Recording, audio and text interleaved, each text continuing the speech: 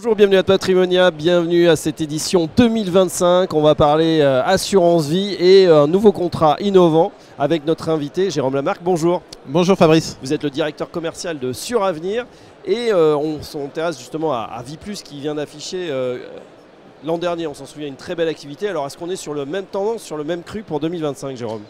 Eh bien, j'ai envie de vous dire que c'est pareil mais mieux.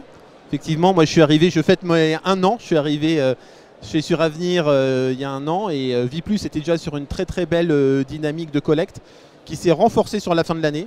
Oui. Ce qui fait que et Suravenir, je parle des deux, et Vie Plus ont signé des exercices totalement inédits avec des niveaux de collecte records.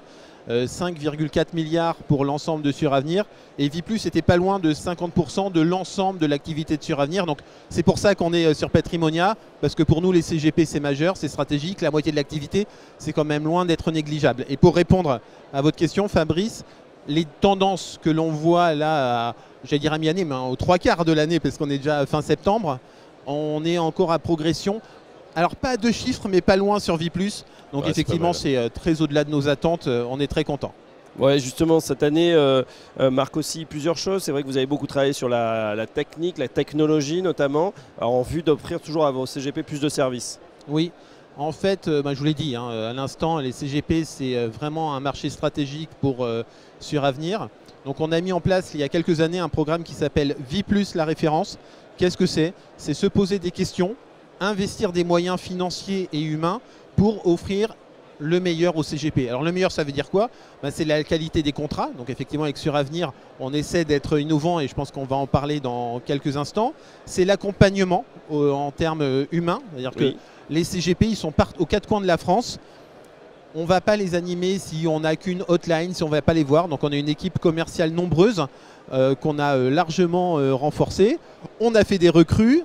L'actualité peut-être pour Vie Plus sur Patrimonia, c'est l'arrivée de Kevin Sabel, que nous avons connu dans une autre maison et qui est arrivé donc cette semaine pour renforcer notre présence chez Vie Plus et qui va animer cette très belle équipe.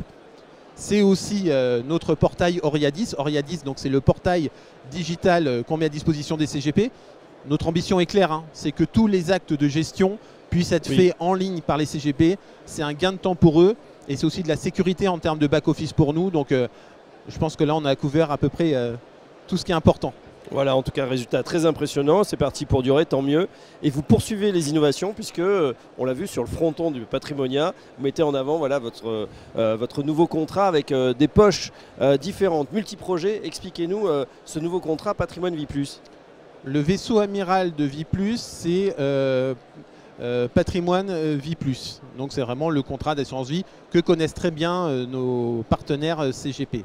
En fait, on a pris le contrat, on a pris toutes ses caractéristiques, il n'y a rien de moins, et on a apporté quelque chose en plus, c'est ce côté multi-projet, multi-compartiment. Qu'est-ce que ça veut dire? C'est-à-dire qu'on ne sera plus obligé d'ouvrir différents contrats d'assurance vie pour pouvoir accompagner les clients sur différents projets. En fait, très concrètement, quand on ouvrira maintenant un contrat Patrimoine Vie Plus multi-projet, le CGP aura la possibilité d'ouvrir différents compartiments et de s'adapter à la problématique de son client. Alors, je vais vous donner des exemples concrets. Parce qu'en fait, de projet. Ouais, parce qu'en fait, on le lance là massivement ce matin, mais il y a une grosse dizaine de CGP qui l'ont eu en avant-première. Et on a regardé en fait ce qu'ils ont fait. Parce que c'est intéressant nous on peut avoir des bonnes idées, mais ce qui est intéressant, c'est ce que font les CGP. Il y a eu deux cas de figure. Il y a des CGP qui ont effectivement joué le jeu du projet en écrivant, il y a la moitié de mon contrat, ils ont écrit liquidité. Ça veut bien dire ce que ça veut dire. Donc on veut une allocation en fonds euros, une allocation monétaire. Ouais. Ce qui prime, ce n'est pas le rendement, c'est la liquidité, que le client puisse récupérer ses fonds rapidement. Et puis il y a une autre partie qui s'appelle acquisition immobilière ou qui s'appelle préparation de ma retraite. Et là, on voit que la location d'actifs est beaucoup plus sur du long terme. Il y a du private equity, il y a des UC beaucoup plus volatiles. Et on trouve ça hyper intéressant et on voit que ça ne change pas la face du monde. Mais ce qui va changer fondamentalement les choses, c'est que le CGP pourra avoir cette discussion et pourra, quand il fera ses points de compte avec son client, dire, vous vous souvenez, les derniers, on avait dit deux parties. Et en fait, comme c'est écrit sur les étiquettes, ça sera beaucoup plus simple pour le CGP pour faire ce suivi. Et puis, on a vu aussi des CGP, j'imagine toujours dans un but de pédagogie, qui ont écrit le nom des classes d'actifs. C'est-à-dire qu'ils ont fait une poche fonds euros, bon, ça on sait ce que c'est clair, une poche private equity, une poche UC Action, une poche UC obligataire. Et je trouve ça hyper intéressant parce que pareil, ils vont faire de la pédagogie et quand ils feront un point de compte avec leurs clients, si les marchés sont perturbés et que la poche action est à -5, c'est peut-être pas très grave et c'est peut-être plus facile d'expliquer des évolutions classe d'actifs par classe d'actifs plutôt que dire votre contrat il a fait +1. C'est pas génial, oui, mais il faut que vous compreniez. Enfin, on s'en sort pas de ce genre de discussion. Et surtout, j'ai pensé par rapport à des noms de fonds parfois un peu compliqués, parfois en anglais, avec Volatis ceci, High Yield. C'est vrai, on peut avoir au moins là, ça mérite d'être clair, obligataire, voilà. On peut expliquer à son client ce que c'est. Ce qui est important, c'est que c'est 100% personnalisable. Et par rapport à ce que vous dites, Fabrice, c'est une très bonne remarque.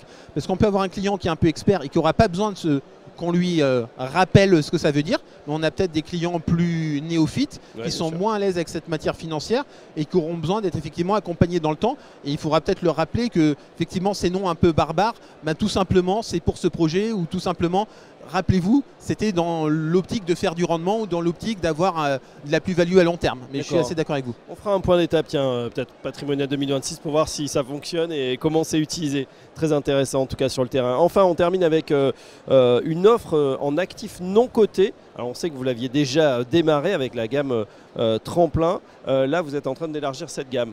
Oui, c'est notre ambition.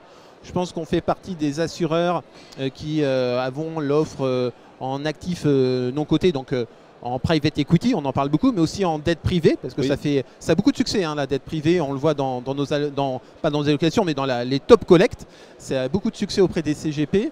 On a une offre extrêmement large et on va continuer, on a envie d'avoir une offre sympathique. Et là, juste l'actualité peut-être sur Patrimonia, on vient de référencer le nouveau FCPR de la société Épopée Gestion. Donc voilà, un fonds en plus, on a toujours cette volonté, comme je vous le disais Fabrice, d'avoir une des plus belles offres de private equity du marché en assurance vie française. Et ben voilà, ça continue donc à cartonner chez Viplus, chez Suravenir. Merci Jérôme Lamarre, directeur commercial, et à très bientôt sur notre antenne.